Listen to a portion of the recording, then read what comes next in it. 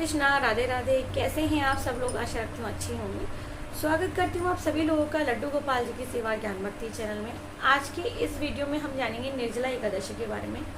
और निर्जला एकादशी का जो व्रत है वो ज्येष्ठ शुक्ल पक्ष की एकादशी तिथि के दिन रखा जाता है। जैसे कि नाम के अनुसार ही आपको पता लग गया होगा, निर्जला एकादशी यानी कि निर्जल रहकर ये व्रत किया जाता है। इस व्रत में एक बूंद भी जल की ग्रहण नहीं की जाती।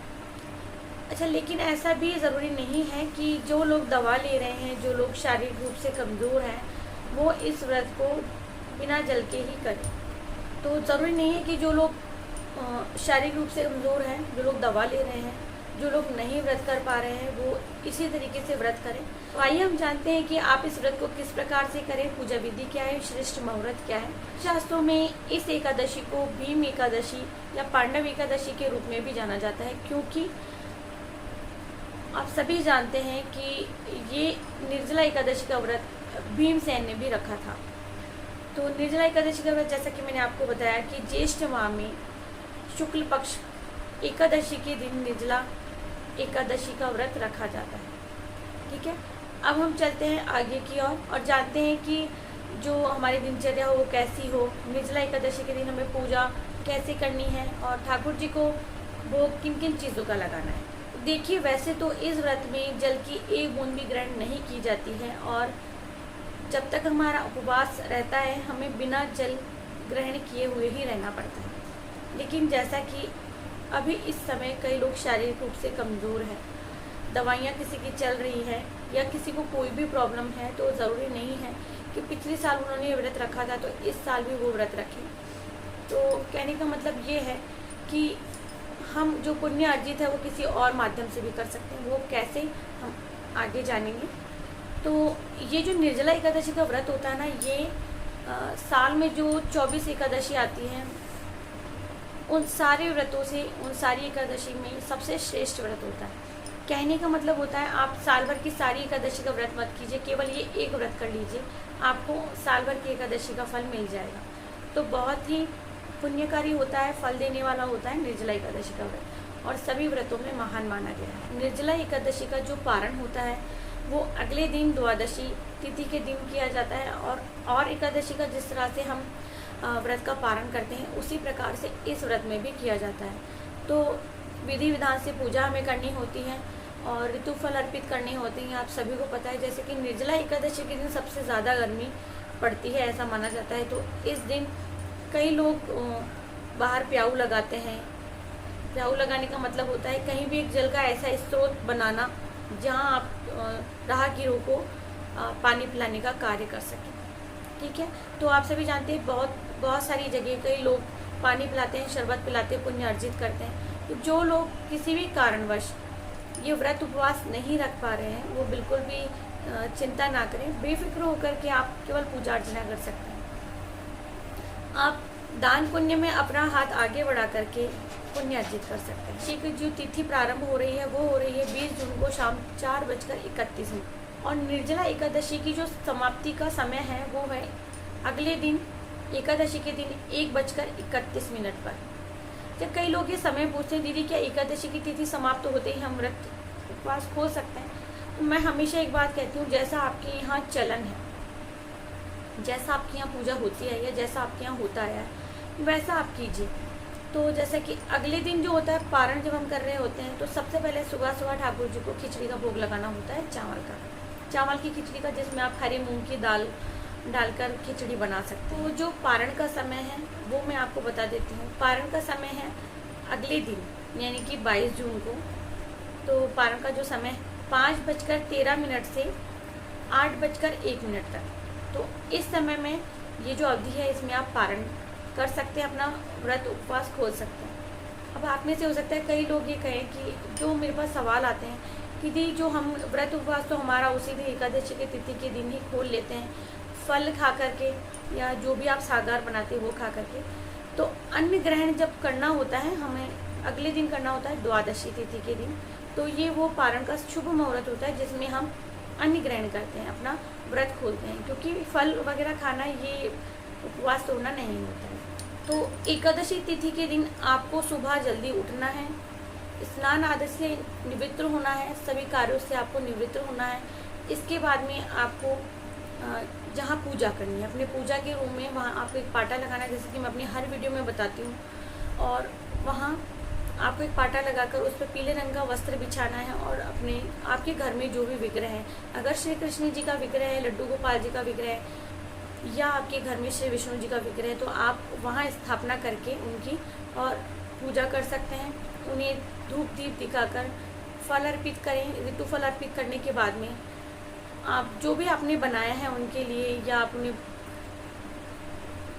जो ऋतु फल चल रहे होते हैं, जैसे कि खरबूजा हुआ, आम, पपीता, केला, जो भी कुछ है, जो भी आप उन्हें अर्पित करना चाहें आप उन्हें अर्पित कर सकते हैं। सारा दिन भर भगवान का स्मरण करते रहें, श्री विष्णु भगवान का स्मरण करते रहें, श्री कृष्ण जाप करते रहें।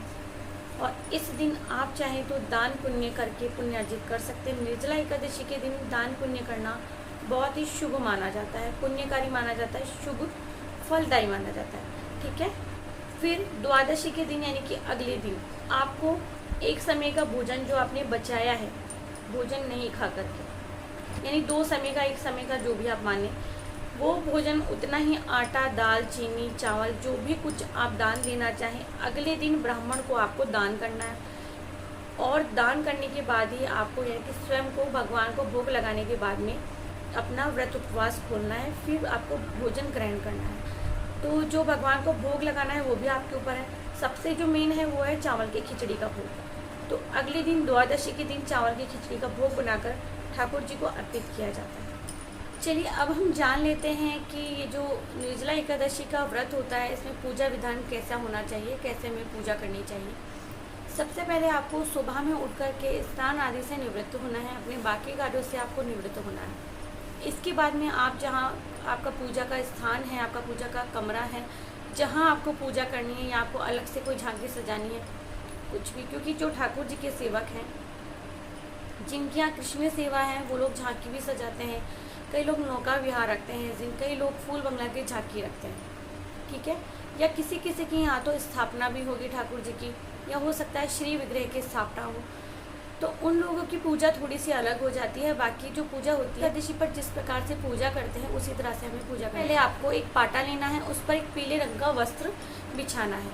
फिर आपको अपने श्री विग्रह को, या आपके विष्णु भगवान का जो विग्रह है, उन्हें वहाँ स्थापित करना है। सर्वप्रथम आपको गणेश जी की पूजा करनी है, आपको उन्हें दूर्वा अर्पित करनी है, स्नान आदि करवाना है, फिर दूर्वा अर्पित करनी है, फिर आपको धूप दीप दिखाना है, उन्हें जनेऊ धारण करवाना है। ठीक है।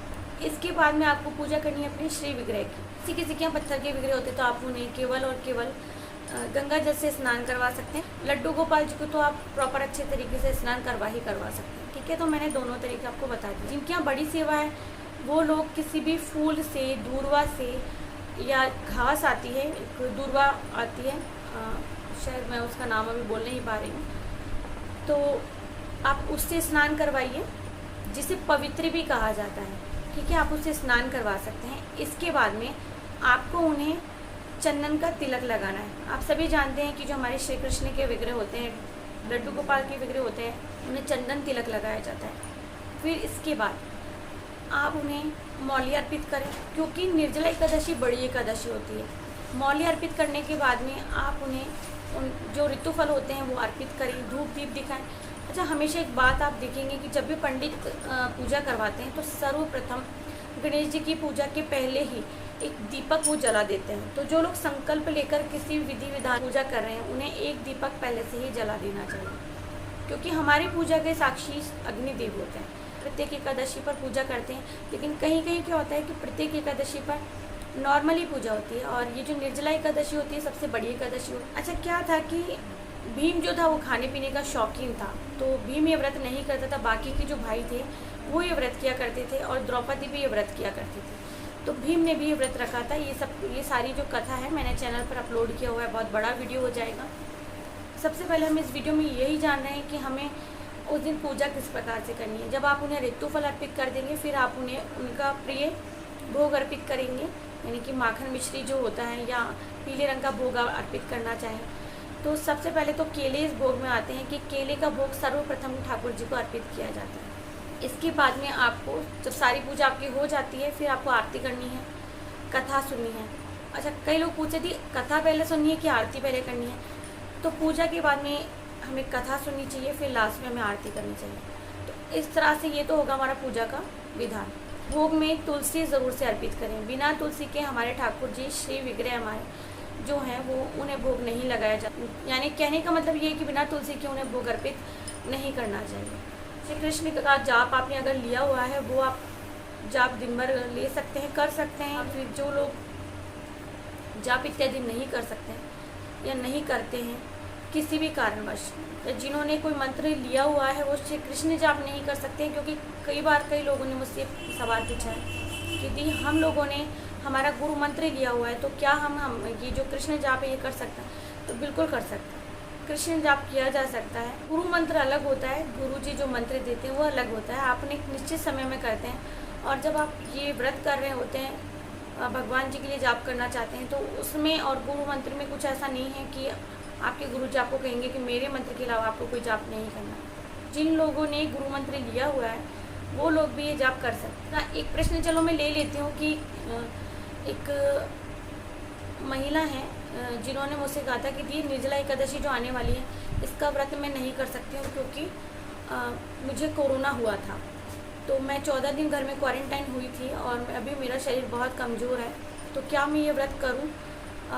मन तो बहुत है मेरा व्रत करने का, लेकिन क्या निर्जल रहकर व्रत करूं? मैंने पिछली बार तो व्रत किया। ये बिल्कुल ज़रूरी नहीं है कि आप निर्जल रहकर के व्रत करें। हमारे मन में शक्ति है भावना है, लेकिन अगर आपका शरीर इस चीज़ को मना कर रहा है, आपका शरीर नहीं कर सकता है, तो आपसे कहना चाहूँगी कि आप ये व्रत पानी के साथ कर सकते हैं और एकादशी के जैसे भी कर सकते हैं। क्योंकि केवल एक चीज़ के कारण ये व्रत छोड़ देना गलत है।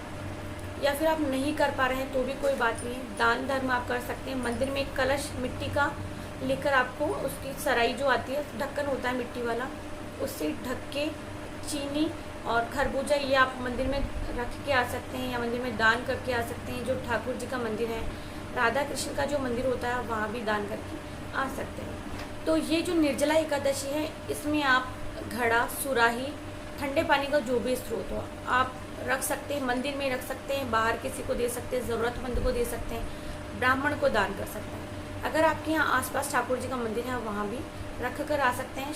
ऋतु फल जो है खाने के लिए ठंडे शीतलता प्रदान करने वाले का दान कर सकते हैं। ये तो हो गया दान।